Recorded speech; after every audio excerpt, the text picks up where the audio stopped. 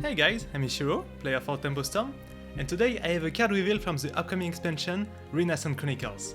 As you know, this new expansion will be featuring characters from the previous Shadowverse story, including Machina and Natura followers. This card is one of those. Rejuvenate the Spark. It's a 1 play point Bloodcraft spell with a Machina threat. It reads: Fusion, Machina cards.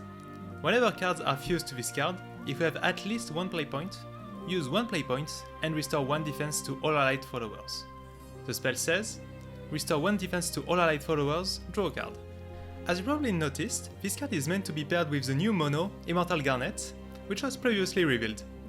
Mono is a 2 play point follower that cannot evolve with evolution points, but when she is on the field and one of your followers has its attack or defense increased, or if its defense is restored for the first time or later this turn, it evolves.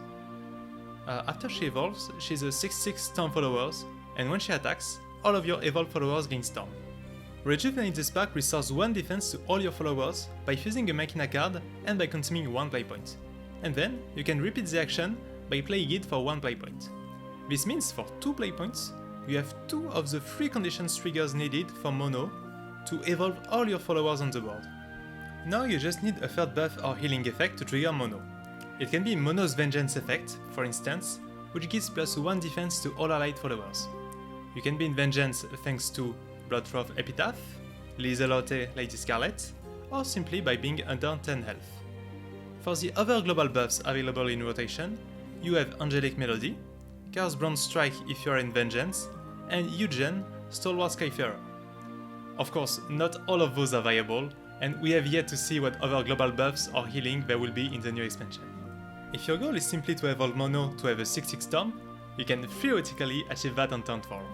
For that, on turn 3, play a follower that leaves a Reveal buff amulet on the board, like Quixotic Adventurer, Vagabond Lizard. On turn 4, play Mono, which gets 1 buff from the amulet.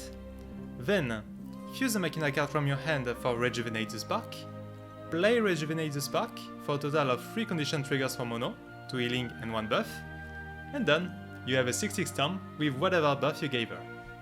Now, doing that play and pushing for 6 to 8 damage sounds very cool, but it uses 2 cards of your hand, and the Mono might get clear if she's alone. I think using Mono is more powerful when you're evolving at least 3 followers, to push for more damage and for better board control. You can, for instance, ally your Mono turn with the turn where Aluzard gets revived to have at least 1 guaranteed target. With new Machina cards coming, it's easy to imagine we'll have ways to spam Assembly Droids and have some of them stick on the board.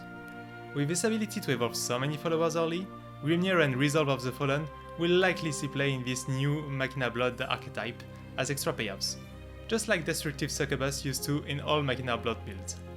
But enough about Mono, let's focus again on the card itself, Rejuvenate the Spark. When playing it, you draw a card, pretty much like Insight.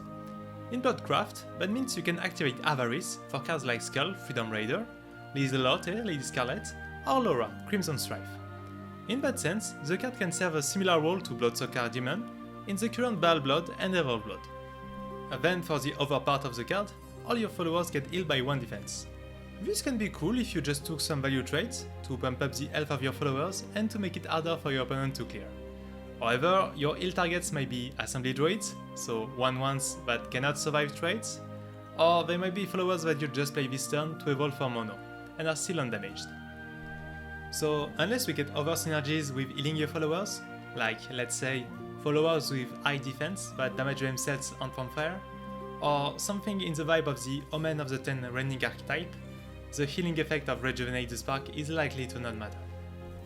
The other factor to take into account is that with World of Routes rotation, all of the remaining Machina cards are about to rotate. We'll have to play with a limited card pool of Machina cards, just like back in Steel Rebellion.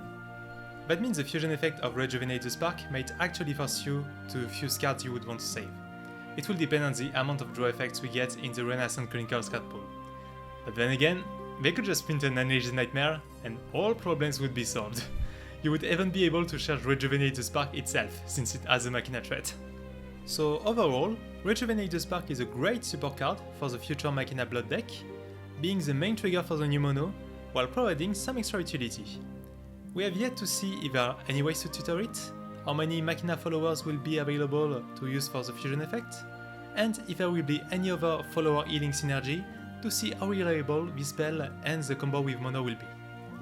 I wrote an article where I go more in detail with the card, so go ahead and read that if you like. Also, we have another card reveal coming today, so don't forget to check it on Tempo Storm channel and website.